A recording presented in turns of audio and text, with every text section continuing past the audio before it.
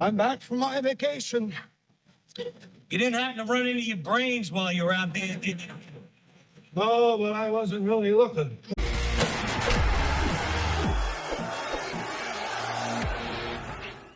All right, we got some interesting news today. Dolphins signed center guard Daniel Brunskill. I know Alf was big on him. I thought he was a decent add to the team. I like the signing. On the downside, the heart of the Miami Dolphins offense, Liam Eichenberg, was put on the physically unable to perform list. I had to do it, guys. I'm not a bad guy. I hope he's all right. I couldn't resist. Anyway, Brunskill is a very good ad. It's a very good ad.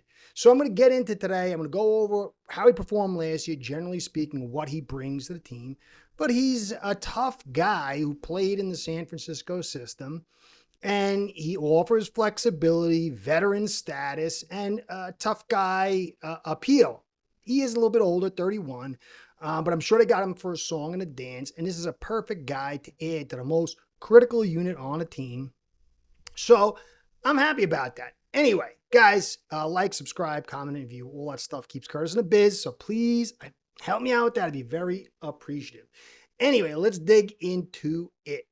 So Brunskill played last year. He played 684 snaps. He didn't give up a sack, 4 hits, 11 pressures, and 7 hurries. So it was 11 pressures, 4 hits, 7 hurries. Not bad for 684 snaps for a guy that age. I don't think you want him being your guy for a long term, but clearly as a guy who can fill in for center, or he could play some guard, he can bring that leadership. I like it a ton. I don't know what the contract is, whether he'll be a camp cut or whatever, but this is a good signing.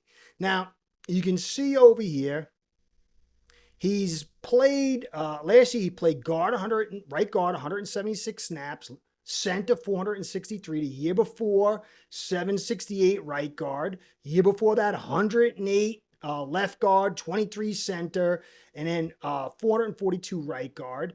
And he, keep going, 21,000 snaps at right guard. And then before that, he split in 20 the guard and the center. So you can see here his weekly grades from last year. He popped for 5 reps in week 2 against the Jets. Kind of floundered a little bit there. Then popped against Detroit with only 6 reps and 31 reps against the Texans. He had a nice day, 64.8, not great, but nice.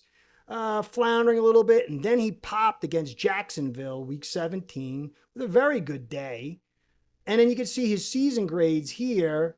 It wasn't so great in the run blocking department at 54.9, 3 penalties. But then he had a decent year last year at 62.5. He's not the greatest run blocker, but in a backup role, in spot duties, and maybe if he's not being asked for long stretches, you put him in there for a couple of reps, a couple of series, a game or two. He could just throw his body out there and just give everything and maybe increase this a little bit. So overall, not terrible. So this is the kind of guy you want because you need some veteran, tough guy leadership. You need some guy to go in there and be able to play all 3 of these interior offensive line positions. And so I don't see how you can be unhappy with his signing. Again, he's been pretty good in his pass blocking. Occasionally he pops in the run game. His 2023 season and 2022 season weren't terrible. This is a solid player for us. And as a support role, a fill-in role, as a backup role, I think Greer might not have been taking his high pills today and did the right thing. So we're early in the process, and he's the kind of guy you want. I thought we needed big-time additions to this offensive line, just in a backup role, because, you do have Daniels coming off an Achilles, and Liam was the next guy up, and you do have a young guy in Savaianaya, and really there wasn't much behind Brewer. But he covers all three of these things along with that savvy leadership. So this is a good day for us. Very early. Obviously, Liam's on the physically unable to perform list. I'm sure it's a little nagging thing.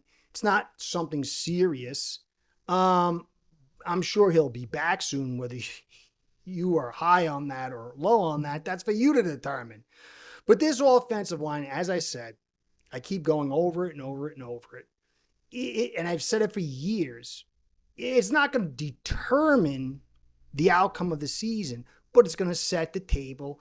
And as a Dolphins fan, you should be happy about this spot being filled this way. Some people wanted Sheriff. I did too. But he wants to start. And he probably wants a lot more money than Brunskill. And I like how he has this connection with the San Francisco offense. He understands a lot of the lingo and the concepts. So we did good. Early goings. Let's see what happens.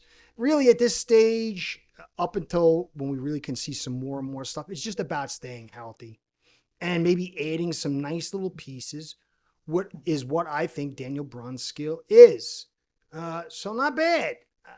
I feel like I'm hearing the Twilight Zone music because I didn't expect this. Not saying it's going to change everything and we're on our way, but this was a solid move. And let's take what we can get. Hopefully Liam gets back soon because he does play a role. I just think he's a little farther back than, 6.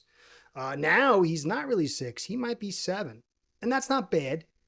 Maybe 8 would be a little bit happier for Curtis. Anyway, guys, just a short little thing. We'll get more and more news. But so far, so good. Curtis saying, be well, go Fins. Curtis out. Start building your own online sports book today by getting signed up with aceperhead.com service that'll allow you to book action on sports from all around the world.